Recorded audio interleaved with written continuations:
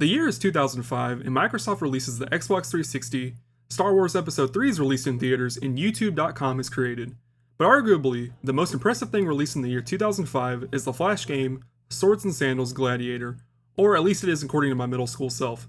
So, what is Swords and Sandals, you ask? Well, you're a pirate on a ship that decides to go ahead and pull a Titanic, crashes into an iceberg, but we survive by hanging on by some debris. However, there is no Rose in the story. No, this story is about one gladiator by the name of Glizzy Lord, who's here to conquer the arena through any means necessary.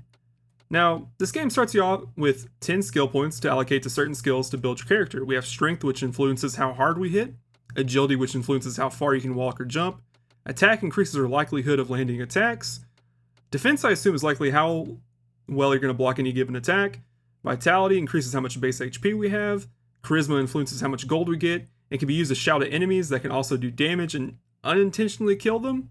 There's some foreshadowing right there. And lastly, we have stamina, which increases the maximum amount of energy you can have, which lets you do more actions before having to take a short micro nap in front of your opponent.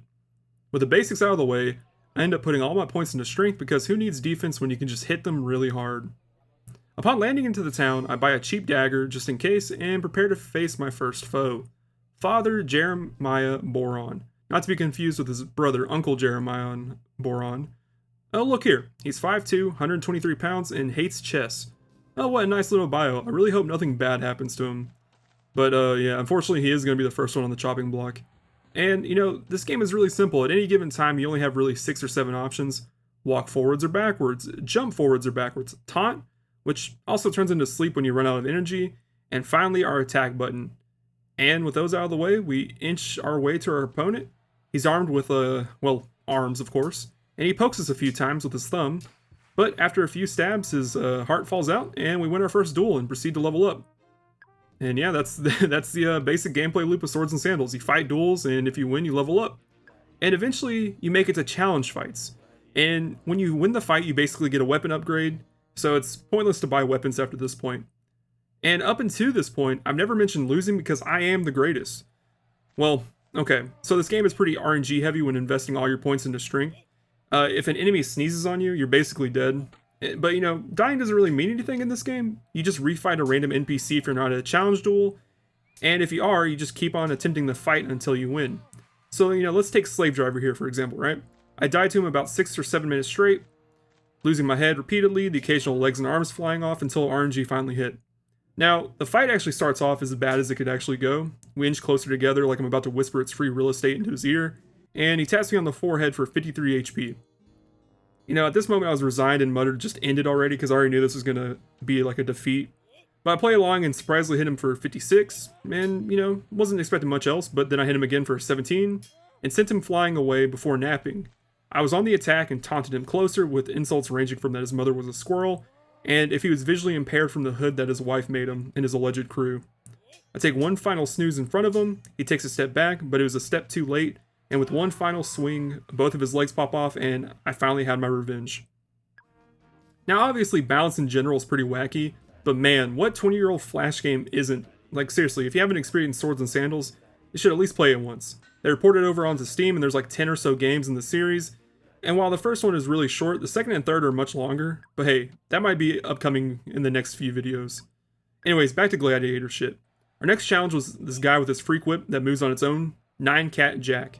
Now, at this point you may have noticed that we have gigantism and are now 8 foot 11 inches, weighing in at over 500 pounds. It's very reminiscent of the early years of the UFC with no weight classes. But Jack here is actually a really easy fight. I hit him so hard he goes flying in the distance, and we inherit his whip.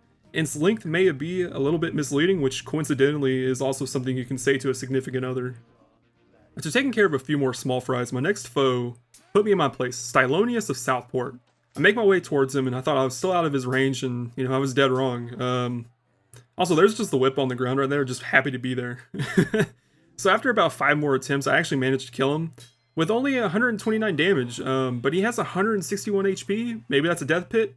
I really don't know, but I won't question it. I take his weapon, and it's time to induce a little bit more gigantism and be on my way. And after another champion fight and a few more regular fights, it was time to beat the final boss of Swords and Sandals, Chaos the Scourge. Now, the entire game has been building up to this point, and the minutes upon minutes of dying, the weapons I've taken from each gladiator have served me well. And, this is going to be the final battle. It feels great, right? Well, he Chaos manages to take out half my HP in one swing, and the next series of events leaves me a little bit puzzled. There's been a few bugs here and there, but typically the player moves then the opponent does, right?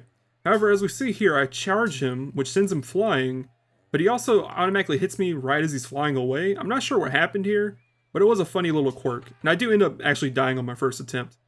Now, on the second attempt, everything was normal up until I taunted him, which sent him flying and doing 33 damage and him instantly dying after touching that pit thing. And with that, I beat Swords and Sandals, and I was never able to do it as a kid. So it felt pretty nice, even if it was really easy to beat the game as an adult now. And, after this, it was supposed to be the ending of the game, but I wanted to see if I can keep on fighting, which I actually could. You just can't level up anymore. So there's not really any reason to fight.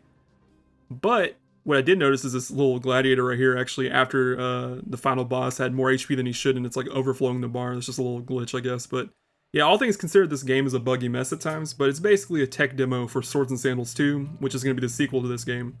And, Swords and Sandals is the start of an entire series that spans multiple, like, just mainline games, the spin-offs, and just, it's so cool how it just started from this. And, this might be the nostalgia talking, but the 20-ish minutes I spent goofing around in this game, it brought me back to a simpler time. And, this is a real highlight for me for all the other games that I played in 2024. And, there's not really much left to say, but, if you enjoyed the video, feel free to like it and subscribe. But until next time, peace out, gladiators.